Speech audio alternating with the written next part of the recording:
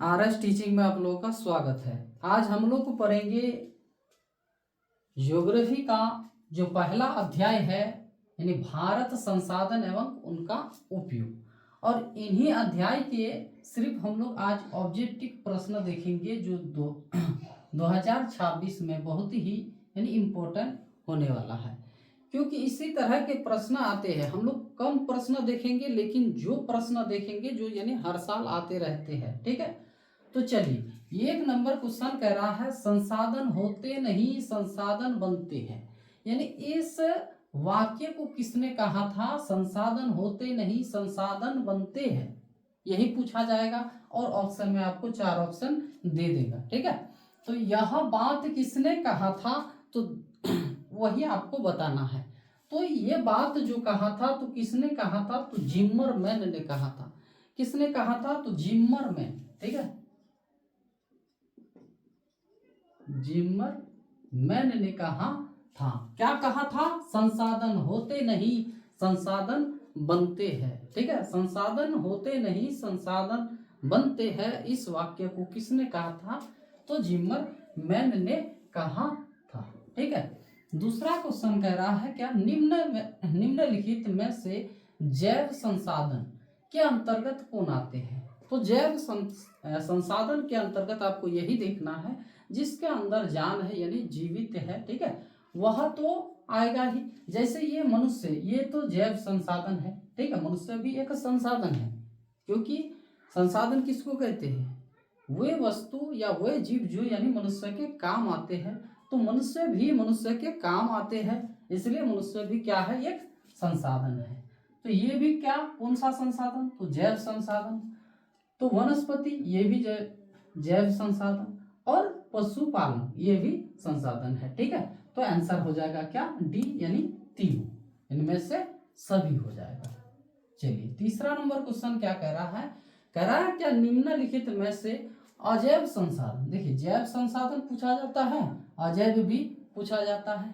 तो अजैव यानी जिसके अंतर्गत यानी जीव नहीं है, यानी वह सजीव नहीं है। ठीक है, चलिए अजैव संसाधन के अंतर्गत आते हैं। तो देखिए अजैव संसाधन यहां दिया गया है मत्स्य। मत्स्य यानी मछली, तो ये तो है यानी क्या? जैविक संसाधन। ठीक है, जैविक यानी जैव संसाधन हो गया। पशुपालन ये भी क्या हो जाएगा? जैव संसाधन। ये जो चट्टान है ये क्या हो जाएगा? आपका अजैव संसाधन के अंतर्गत आएगा। तो आंसर हो जाएगा क्या? सी हो जाएगा। ठीक है, चलिए 4 नंबर क्वेश्चन कह रहा है नवीकरणीय संसाधन के अंतर्गत कौन नहीं आते हैं? क्या नवीकरणीय संसाधन के अंतर्गत कौन नहीं आते हैं? यहाँ दिया गया है सौर ऊर्जा या फिर जीवाश्म या पवन ऊर्जा या फिर सभी। ठीक है, इन चारों ऑप्शन में से आपको एक बताना है। तो यहाँ पूछा गया है नवीकरणीय संसाधन के अंतर्गत नहीं आते हैं, लेकिन वह क्या है? तब अनवीकरणीय है। ठीक है, तो नवीकरणीय संसाधन के अंतर्गत नहीं आते हैं, तो नहीं आते हैं यानी वह क्या है? तब अनवीकरणीय। तो सौर ऊर्जा जो है ये नवीकरणीय के अंतर्गत आते हैं, क्योंकि ये जो है ये खत्म नहीं होगा। ये अगर खत्म हो जाएगा सूर्य का प्रकाश यानी जिससे सूर्य के प्रकाश से जो ऊर्जा प्राप्त होते हैं, तो सूर्य ही नहीं रहेगा तो दुनिया ही नहीं रहेगा। ठीक है, यानी पृथ्वी भी बेकार रह जाएगा, उसमें जीव जंतु जितने हैं सब बेकार हो जाएगा। तो चलिए ये तो नहीं होगा क्योंकि ये तो नवीकरणीय है। पवन ऊर्जा देखिए ये भी खत्म होने वाला नहीं है। ठीक है, और इसको जितना भी यूज कीजिए, और जैसे सौर ऊर्जा को जितना भी यानी प्रयोग में लाइए, जितना भी यूज कीजिए, ये समाप्त होने वाला नहीं है। इसको यानी असमाप्य भी कहा जाता है। और देखिए जीवाश्म ईंधन जैसे यानी पेट्रोलियम हो गया, कोयला हो गया, डीजल हो गया। पेट्रोलियम के अंतर्गत यानी डीजल, केरोसिन, पेट्रोल सब कुछ आते हैं। तो ये हो जाएगा क्या? जीवाश्म ईंधन जो हो जाएगा ये अनवीकरणीय संसाधन के अंतर्गत आते हैं, क्योंकि ये खत्म होने वाला संसाधन है। और इन्हीं को यानी क्या कहते हैं फिर? यानी समाप्य संसाधन भी कहा जाता है। तो आंसर हो जाएगा इसके लिए यानी बी आंसर सही होगा। ठीक है, चलिए 5 नंबर क्वेश्चन कह रहा है हमारे पास पेट भरने के लिए बहुत कुछ है। हमारे पास पेट भरने के लिए बहुत कुछ है लेकिन पेटी भरने के लिए नहीं। ये वाक्य जो किसने कहा था?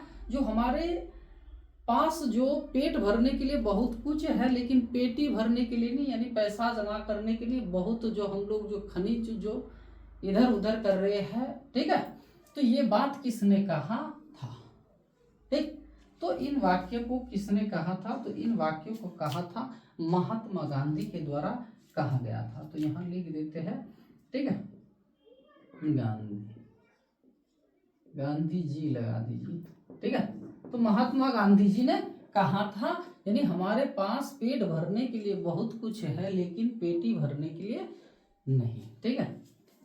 चलिए, और ये सीधा सीधा पूछा जाएगा क्योंकि पूछा भी गया है, नर्मदा बचाओ आंदोलन या अभियान यानी किन के द्वारा चलाया गया था? क्या? नर्मदा बचाओ। ये दोनों बहुत ही इंपॉर्टेंट है, एक है नर्मदा बचाओ आंदोलन और एक है चिपको आंदोलन। क्या?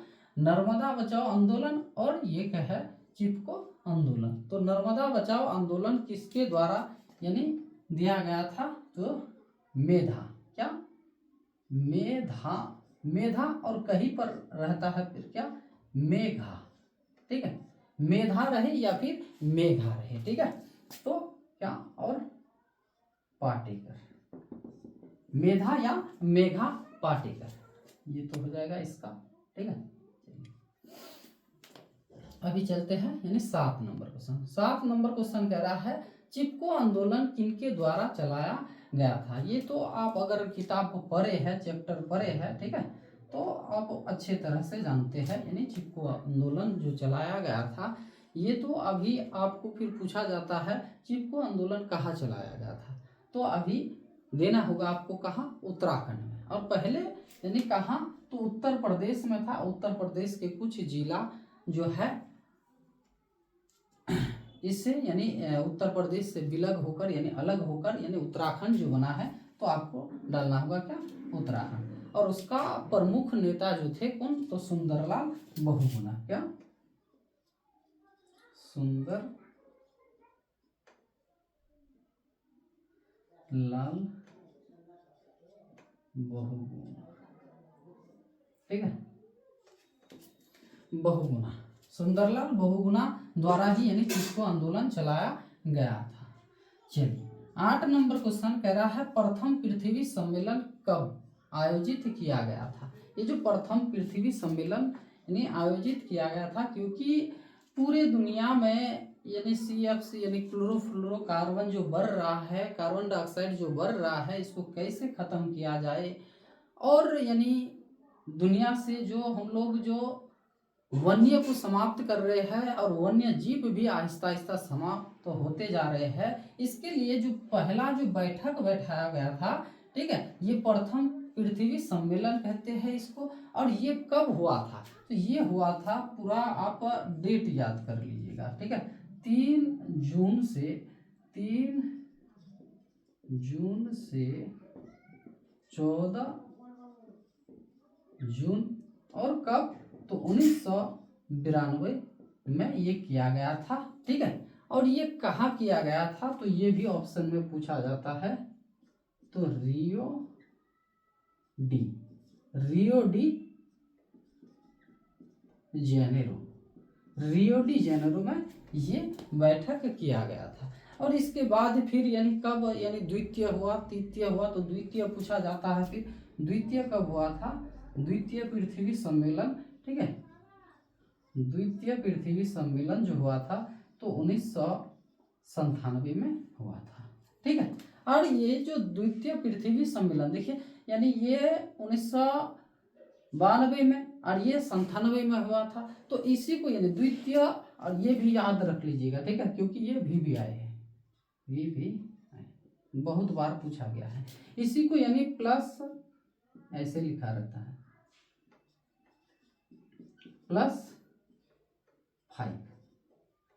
+5 सम्मेलन, ठीक है, सम्मेलन, हाँ, सम्मेलन यानी कब हुआ था या फिर किसको कहते हैं, तो आपको पूछा जाएगा +5 सम्मेलन कब हुआ था? तो 1997 में।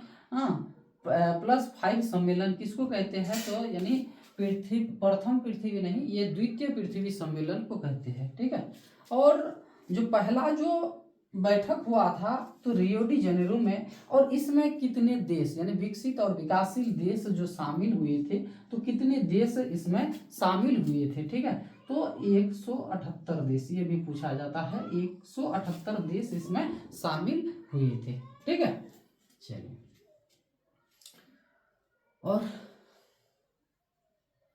हाँ ये देखिए 9 नंबर क्वेश्चन कह रहा है क्योटो सम्मेलन, क्योटो सम्मेलन कब किया गया था, क्योटो सम्मेलन कब किया गया था, तो ये बहुत बार पूछा गया है। ये किया गया था 1997 में भी, ये भी किया गया था, लेकिन तारीख दूसरा होगा। ठीक है, और ये कहाँ किया गया था, ये बहुत ही इम्पोर्टेंट है। यानी क्योटो सम्मेलन कब हुआ था और ये कहाँ हुआ था, तो ये जापान का ही एक देश है, जापान तो एक देश खुद है ही, तो जापान का ही एक क्षेत्र यानी जगह है जिसको कहते हैं क्योटो।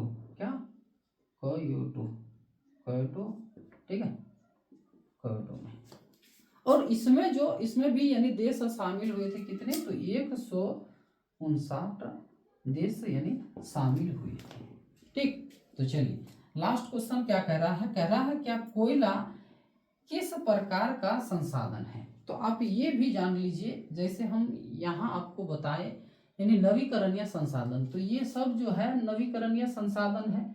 ठीक, सॉरी ये नवीकरणीय संसाधन, क्योंकि ये समाप्त होने वाला नहीं है। यहाँ पूछा गया है कोयला किस प्रकार, तो कोयला तो क्या हो जाते हैं, समाप्त हो जाते हैं। इसको अगर हम लोग को प्रयोग में लाएंगे, यूज करेंगे, तो ये जलकर ये फिर क्या हो जाएगा, समाप्त हो जाएगा। जैसे सौर ऊर्जा को आप उपयोग में लाते हैं, तो सौर ऊर्जा खत्म होने वाला नहीं है, तो इसी को हम लोग क्या कहेंगे, अनवीकरणीय संसाधन कहते हैं। ठीक है, चलिए आज यही तक फिर।